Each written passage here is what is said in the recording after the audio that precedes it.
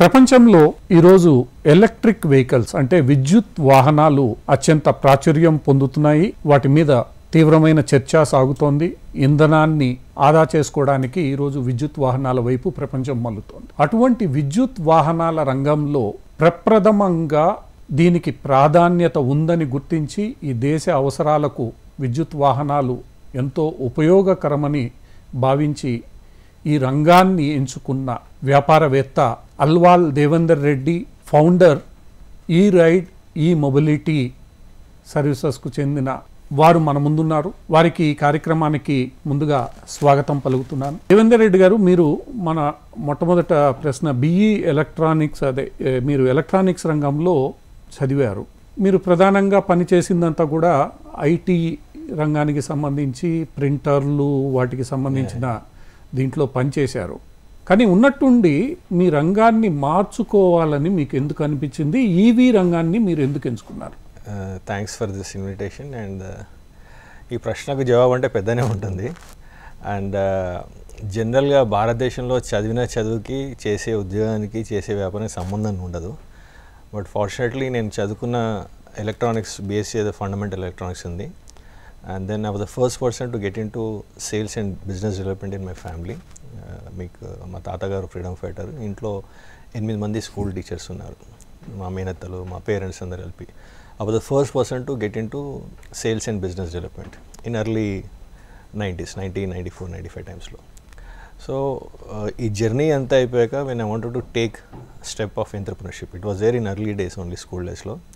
But family was holding me back. ఈ రోజుల్లో entrepreneurship అనేది కూడా ఒక ఫ్యాసినేటింగ్గా ఉంది, కానీ ఆ రోజుల్లో అప్రూవల్స్ ఫ్యామిలీ ఒప్పుకునేది కాదు, పర్టికులర్లీ మా ఫ్యామిలీ లాంటి బ్యాక్గ్రౌండ్లో. And then after 20 years spent with various MNC companies into sales and business development into various roles, 2014లో I took plunge and started my business. In fact ఆ టైంలో కూడా నేను ఇద్దరు మిత్రులతో we want to start something but we could not get the funding. So we started what we know అన్నట్టుగా వెళ్ళాము. Then I was focusing more on green business. So ఆ green business పైన 2014 నుంచి ఫోకస్ చేస్తున్నాను. అండ్ ప్యారలల్గా to run that we are doing IT hardware business. మా customer has advised me to get into EV business. That was in 2018. So there was a tender for 2000 vehicles in one of the government department. So it was just an accident that, she said, anyhow you are talking about so much of green in terms of in terms of decomposing, waste management, ఇవన్నీ కూడా మాట్లాడేవన్నీ. So I was bringing those products. ఆ టైంలో అనుకోకుండా మా madam, I can quote her name, Anuradha madam garu, so అనుకోకుండా వాళ్ళు advice చెప్పడం. And then I started studying it. We know that it is not going to be overnight, it's going to take time. So courtesy madam, అంటే madam idea ఇచ్చారు, accidentally you accepted it by studying long term because we are looking to build a product which has a scope at global presence.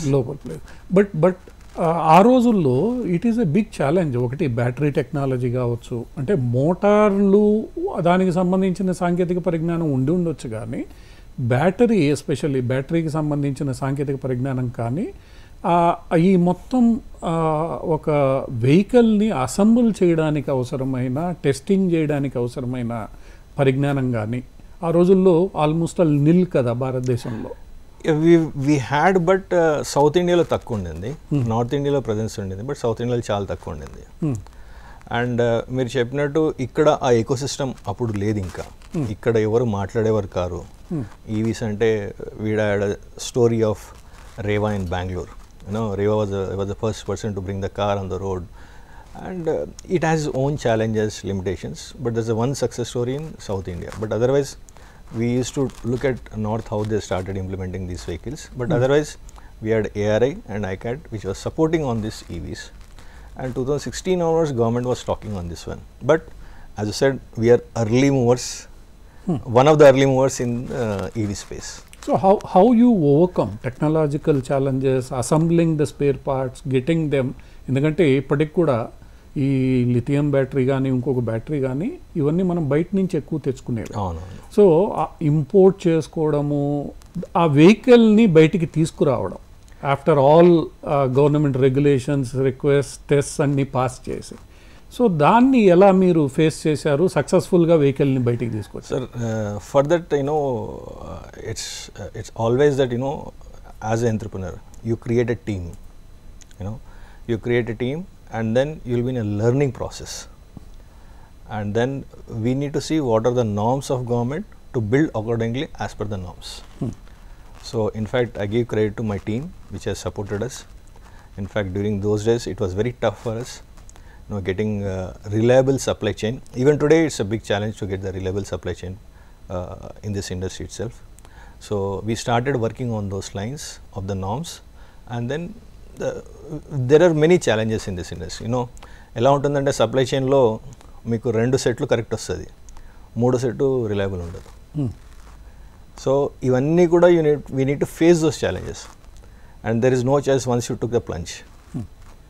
And I give credit to the team which started working along with me, which believed in my concept. We can bring this product to the market. అలానే ఇప్పుడు మార్కెట్లో మీరు product తయారు చేసిన తర్వాత తీసుకురావడానికి RTA permission కానీ, లేదా ఇతరత్ర ప్రభుత్వ రంగ సంస్థల ఇంటరాక్షను పర్మిషన్ కానీ, ఇవన్నీ సులభంగా వచ్చాయా ఆ రోజుల్లో? ఎందుకంటే ఈ రోజు అంటే ప్రతి ఒక్కళ్ళు ఈవీ వెహికల్ తీసుకొస్తున్నారు, నామ్స్ సెట్ అయ్యాయి అన్నీ. 2014లో నాకు తెలిసి పెద్దగా నామ్స్ లేవు. రోడ్డు మీదకి బండి తేవడానికి, బండి తయారు చేసి టెస్ట్ చేయడానికి ఒక ఎత్తు, చేసిన బండిని రోడ్డు మీద తేవాలంటే రవాణా విభాగం అంగీకరించాలి, రూల్స్, డ్రైవింగ్ లైసెన్స్ కావచ్చు, డ్రైవరు యొక్క ఇది కావచ్చు, ఇవన్నీ కూడా నియమ నిబంధనలు తయారు కాలేదు అప్పటికి. ఇవన్నీ ఎలా పూర్తి చేయగలిగారు? సార్ కాలేదు, కానీ I tell you one thing, government ఆ రోజుల్లో కానీ ఈ రోజు కానీ they were proactive in taking inputs. They were taking inputs from industry it self. మేము ఆర్టీ డిపార్ట్మెంట్లోకి వెళ్ళేసి we started giving inputs to them, how these battery technology vehicles are coming, what are L3 vehicles, what are L5 vehicles. So it was quite interactive discussions used to happen with these departments. అలా కాకుండా government కూడా when they did not had those things, they started building that ecosystem through various formats. ఇప్పుడు మనకు ASCII ఉంది. We started several round table conferences to how to bring this EV or how to accelerate EV adoption in our states. So these different channels started working together and giving inputs to government. So మాకు వచ్చిన challengesలో we found our own solutions. So for example, as I told you, I was earlier with a multinational company called Xerox. We used to have a training program called KOT, Key Operator Training, Advanced Operator Training. So when I found the challenge that EV is new to the market, E3-wheeler itself is new to the market, to build the confidence to my customers, we were empowering them. అంటే వాళ్ళకు మేము ఏం చేసేవాళ్ళం అంటే training ఇచ్చేవాళ్ళం product పైన, how to use the product, what are the contents of the product, and once the training is done we take the signatures and then hand over the product. మాకు దానివల్ల ఏంటంటే ఆ కస్టమర్ కూడా ఆ product పైన నమ్మకం వచ్చింది. అతను ఏం కొంటున్నాడు, ఎలా వాడాలనేది అతనికి అర్థమవుతుంది. He'll not get panic once is on the road. So this we have submitted to Telangana steering government also and earlier discussions in one couple of round table meetings also. Because ఈ industry ఎప్పుడైనా over night కాదండి, it is going to take some time, and government is proactive in accepting the request. ప్రభుత్వం సాధారణంగా జడత్వంతో ఉంటుంది, అంత త్వరగా accept చేయదు అనేది సాధారణంగా వ్యాపారవేత్తలు, వాణిజ్యవేత్తలు చెప్పేది. ఒక ఐటీ రంగాన్ని ప్రభుత్వం చాలా స్పీడ్గా అడాప్ట్ చేసుకుంది. ఇప్పుడు ఈవీని కూడా మీరు చెప్పినట్లు స్పీడ్గా అడాప్ట్ చేసుకొని చేంజెస్ని తీసుకుని వచ్చిందని మనం భావించవచ్చా? లేదు sir, it's a work in progress. If you look at EV policies as such, okay, so governments, all the governments across country, they are proactive, they are trying to listen. Different governments are bringing different EV policy in their respective states. Okay, that shows their proactiveness. And second thing, we may be late, particularly Telangana state, in terms of seeing those numbers on the road. Okay, but today we are seeing government as way of the tax and all those things. We are seeing good demand coming back again, particularly in some segments. So it's a work in progress. ఇది ఎలా ఉంటుందంటే EV కూడా ఇది overnight కాదు. Okay, I always say that industry, academia, government and consumers, all of them should be on same page. Then the acceleration will happen. Technology ఒకటి, technology acceptance ఒకటి, దాన్ని common men accept చేయడము, దాన్ని వినియోగించుకోవడం, ఇదంతా ఒక process అయితే మీరు 2014లో స్టార్ట్ చేసినప్పుడు the cost is one of the major threat. ఎందుకంటే బ్యాటరీ టెక్నాలజీ కొత్త అంతా ఇదైనప్పుడు నార్మల్గా వెహికల్ కాస్ట్ ఏదైతే ఉంటుందో అది కొద్దిగా ఎక్కువగా ఉండే అవకాశం ఉంటుంది. సో ఈ కాస్ట్ బేరియర్ని హౌ అంటే మీరు ఎట్లా దాన్ని అధిగమించారు? టోటల్ కాస్ట్ ఆఫ్ ఓనర్షిప్ అండి. ఓకే, సో పెట్టుబడిపై రాబడి, సంథింగ్ రిటర్న్ ఆన్ ఇన్వెస్ట్మెంట్ అని అంటాం కదా. So when you're looking at our product segment, okay, so will tell that users you know మీకు 8 to 10 months లోపల మీకు పెట్టుబడి పైన రాబడి వస్తుంది. Okay, will tell them how it is going to come. And say running cost మీకు power charge చేస్తే 30 to 40 paise per kilometer వస్తుంది, అదొకటి. సెకండ్ థింగ్, లో మెయింటెనెన్స్ ఉంటుంది. అప్ ఫ్రంట్ కాస్ట్ కన్నా ఎక్కువ you look at this window of 8 to 10 months and then you will be getting this పెట్టుబడిపై రాబడి అంటాం కదా, అది వచ్చేస్తుందని.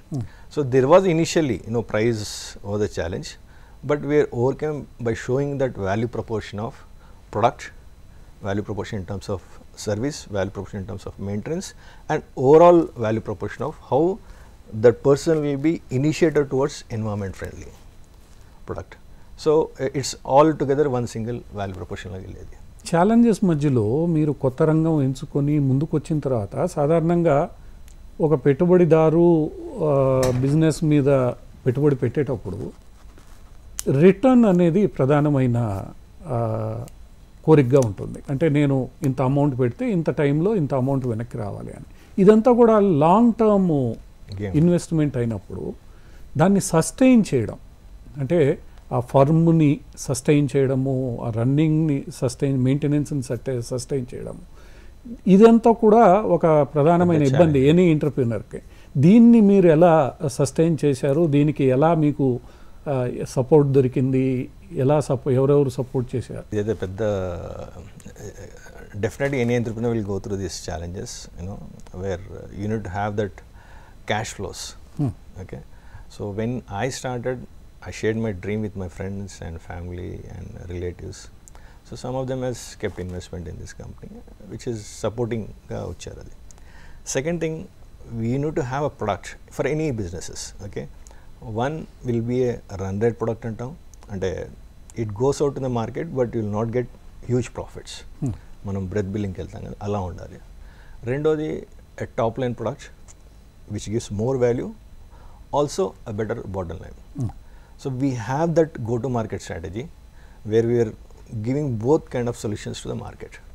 So that way we are able to sustain for such a long time. Otherwise, we are not in hurry to go for your IPOs or start, build, scale, exit. We are not into that game. We want to build a reliable product.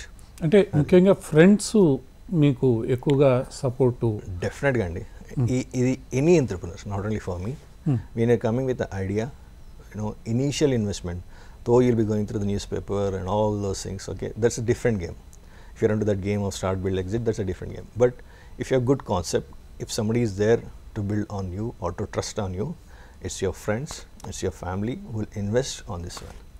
And in journey lo mukhyanga, apart from money, your immediate family should be supporting you. Because you'll be having many sleepless nights, you'll be having many challenges, and there are many things which I cannot share it also here. So అవన్నీ తట్టుకుంటట్టుగా మీకు family కూడా, immediate family కూడా support చేసేటట్టు ఉండాలి.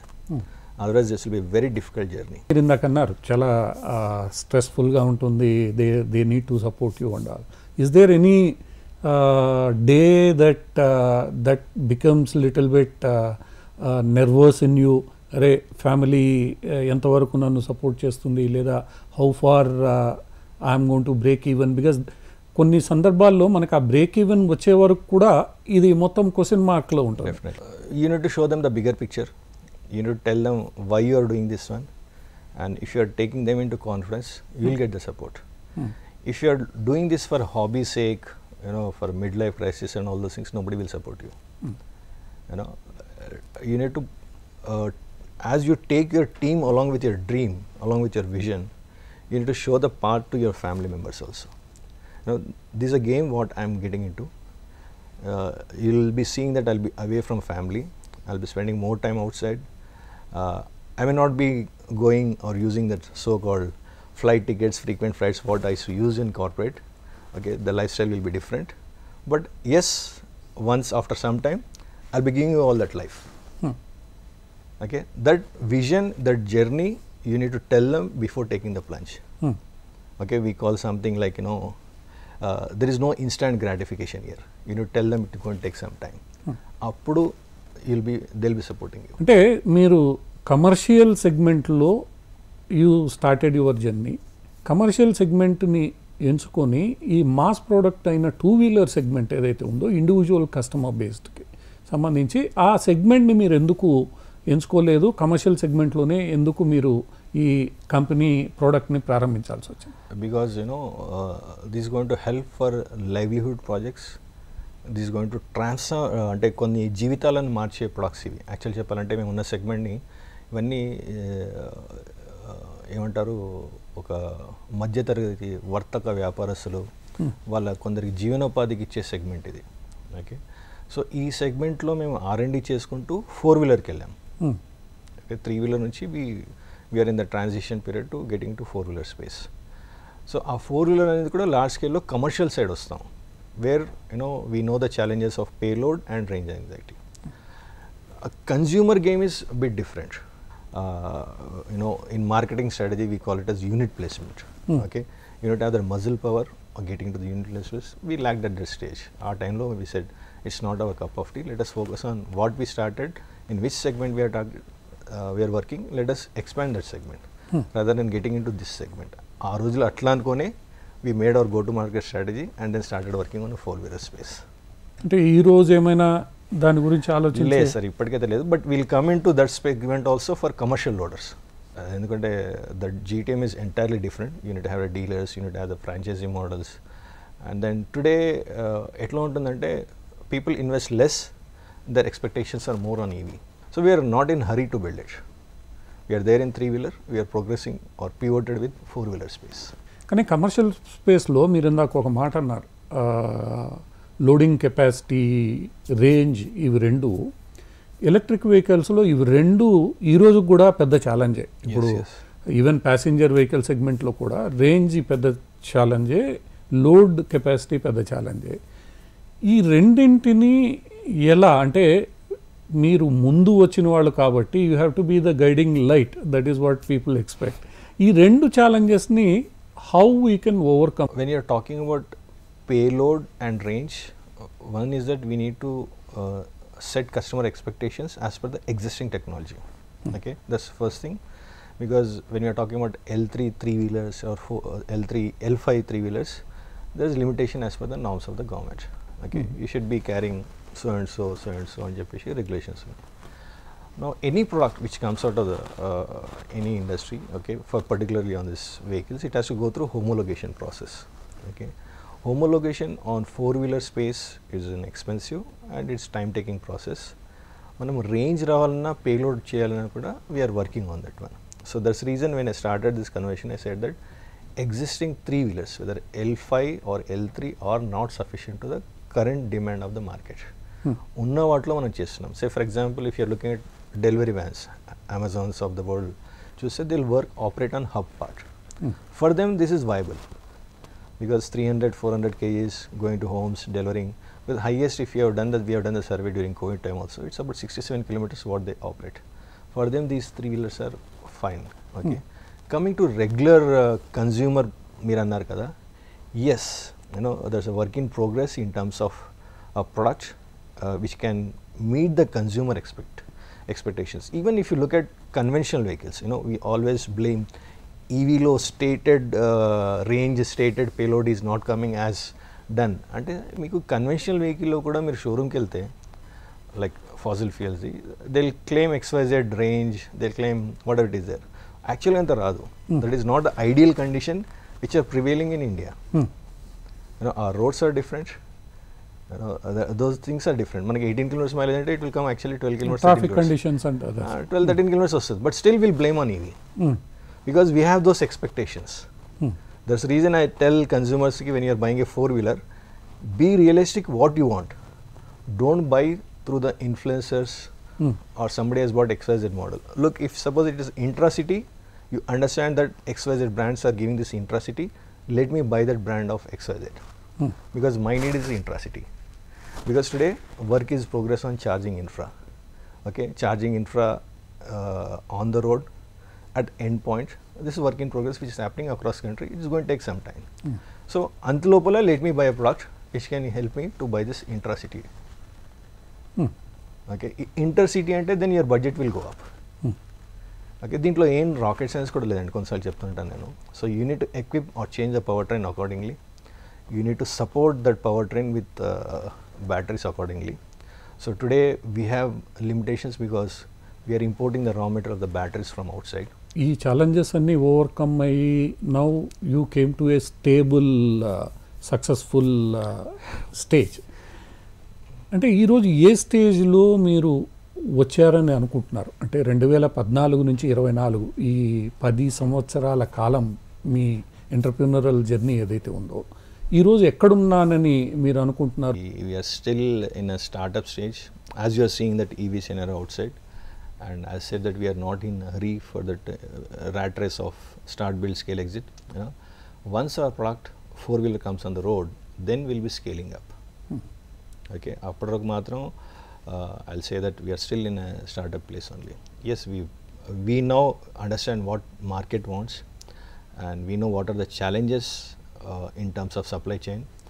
So we are talking about made in India, how reliable that will be, because people will not see what is behind my product.